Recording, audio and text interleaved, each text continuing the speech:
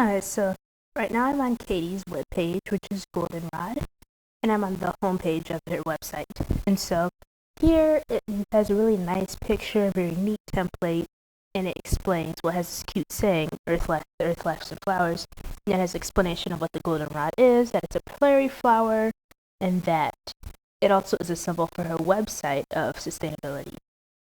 And so I very much like how she just opens up with that cute and clever idea of a flower and its extended metaphor.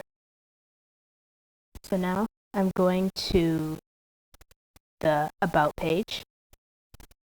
And once again, I like that she uses the flower as the image and just kind of keeping that as a constant symbol for her website. And so I like that she's very direct and to the point about what her website is about. The language is not very convoluted. She's talking about climate change and how people can make a positive impact against climate change. And so that is good. One of the things I didn't necessarily like was with her posts. Her posts were put into 3 different subjects: grow, make, and change. And so here under grow, it talks about upcycling food scraps, and what's helpful is it leaves these directions for how you can upcycle certain vegetables. But unfortunately, that's it, and there's no comment about why one should do this. There's no explanation. It's just say it as something you could do. And so then under make, she has this post called Baking for Earth Day. And so again, I like the pictures for this one, but unfortunately, if you look at these Earth Cake Pops, there's no link for the recipe. And it's the same with all of her desserts. And so I was kind of disappointed because I was thinking, yeah, this is a cool idea, but how do I make it? And it seems pointless if you don't have the directions. This then seems like it's only taking up space. And so, see once again these cute ideas, but no directions on how to make them. And finally, there's change. And so, change is nice because it talks about really the evidence of climate change and what's going on with climate change and how people can combat it. But I still kind of want to see more of a so what, or a statement saying basically how climate change will affect our lives.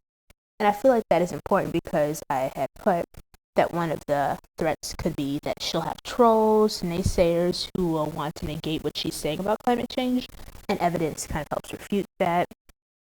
Not to mention, I feel like she's cheating herself of possibly maybe building more of a sense of community and possibly having a little discussion with those who are her readers.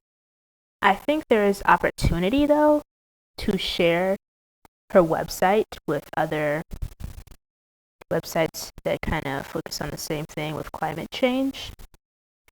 And so I did think that that was one of the areas she could work on. But one thing that I did like, and I don't know exactly where it is, I believe it's under grow. Go back towards the bottom. She has something about growing her own plant that she grew. And so here with the windowsills herbs, I thought it was cool that she has this project that's ongoing. I thought maybe she could have her own archive for that, and kind of so people see that she's doing some of this stuff along with them, kind of, and kind of just a cool thing to look at and just to say, oh, look, cool, that's how far it's getting. You could do this too, just like Katie. And so I kind of wanted to see a little bit more of that. But overall, I really liked her webpage, and I think there's great potential for it to become a bigger sustainability community online. And so that's it.